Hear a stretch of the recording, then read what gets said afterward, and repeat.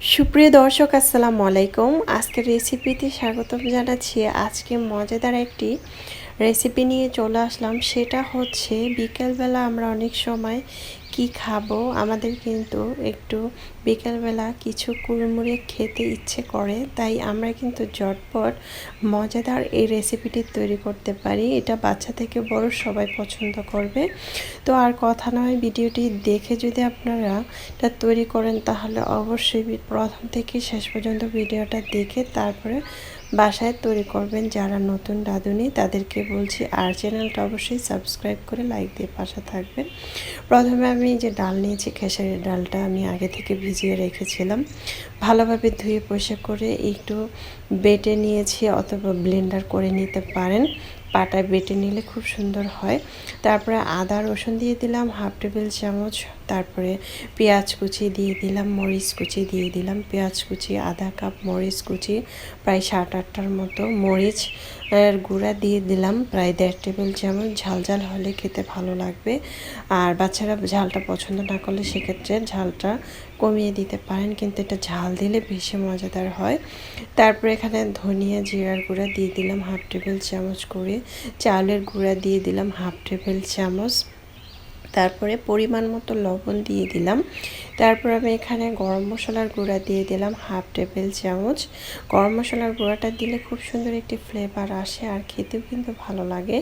একটি ডিম ভেঙে দিয়ে দিলাম। ডিমটা যদি না চান সেটা স্কিপ করতে পারেন। আর চালের গুঁড়াটা দিলে কিন্তু অনেকটা ক্রিস্পি হয় আর খেতেও অনেক মজাদার। বাসায় অবশ্যই ট্রাই না করলে বুঝতেই পারবেন না, অবশ্যই ট্রাই করার চেষ্টা করবেন। তারপরে ধনেপাতা দিয়ে দিলাম, দিয়ে এখন আমি একটু নেড়ে চেড়ে দিচ্ছি। নেড়ে চেড়ে দিয়ে ভাবলাম যে আরও কিছুটা গুঁড়া লাগবে, তাই দিয়ে দিলাম বেসন। আমি এখানে বেসনও আধা কাপ দিয়ে দিলাম। এখন আমি হাতের সাহায্যে খুব সুন্দর করে অনবরত নেড়ে চেড়ে মিক্স করে নিব। এটা খেতে অনেক বেশি মজাদার হয়েছিল, চাইলে কিন্তু ট্রাই করতে পারেন। তারপরে দেখতে পাচ্ছেন আমি খুব সুন্দর করে কিন্তু মেখে নিয়েছি।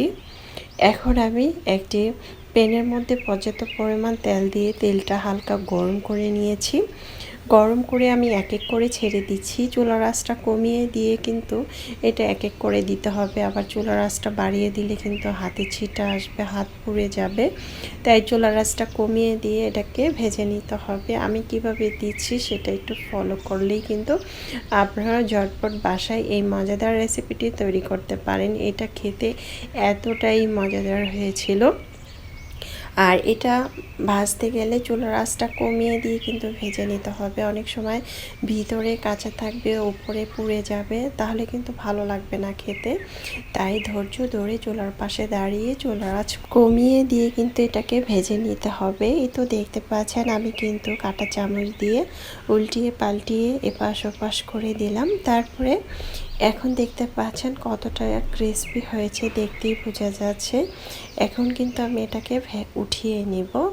এই ভাজাটাই পারফেক্ট ভাজা হয়েছে। এখন আমি এরকম একটি ছাঁকনি দিয়ে আমি কিন্তু সবগুলো উঠিয়ে নিচ্ছি। একটি বাটিতে টিস্যু পেপার দিয়ে এটাকে নিলে কিন্তু তেলটা একদম ঝরে যাবে, তেল থাকবেই না। অনেকে পেঁয়াজু খান না, যে তেলের কারণে। তেলটা যদি করতে চান তাহলে কিন্তু ঝরাতে চান তাহলে অবশ্যই টিস্যু পেপারটা নিচে দিবেন, তাহলে তেলটা অনেকটা ঝরে যাবে। এই তো দেখতে পাচ্ছেন আমি কিন্তু সবগুলো ভেজে নিয়েছি। কতটা ক্রিস্পি হয়েছে দেখতেই বোঝা যাচ্ছে। আমরা অনেক সময় কিন্তু বাইরে থেকে কিনে খেয়ে থাকি, আমরা কিন্তু বাসায় এই মজাদার রেসিপিগুলো তৈরি করে খেতে পারি, বাচ্চাদেরকে দিতে পারি, বাচ্চারা অনেক মজা করে খেয়ে নেবে। আর কতটা ক্রিস্পি সেটা আমি মানে দেখিয়ে দিচ্ছি, আর আপনারা না খেলে কিন্তু বুঝতেই পারবেন না। দেখতেই পাচ্ছেন কতটা ক্রিস্পি। আমি সস দিয়ে পরিবেশন করে নিয়েছি। আশা করছি রেসিপিটা আপনাদের ভালো লেগেছে। ভালো লাগলে অবশ্যই চ্যানেলটা সাবস্ক্রাইব করে লাইক দিয়ে পাশে থাকবেন। দর্শক বেশি বেশি ভালো থাকবেন, খাবার কখনো অপচয় করবেন না। আমরা চাইলে এই মজাদার রেসিপিগুলো কিন্তু তৈরি করে খেতে পারি। আল্লাহ হাফেজ।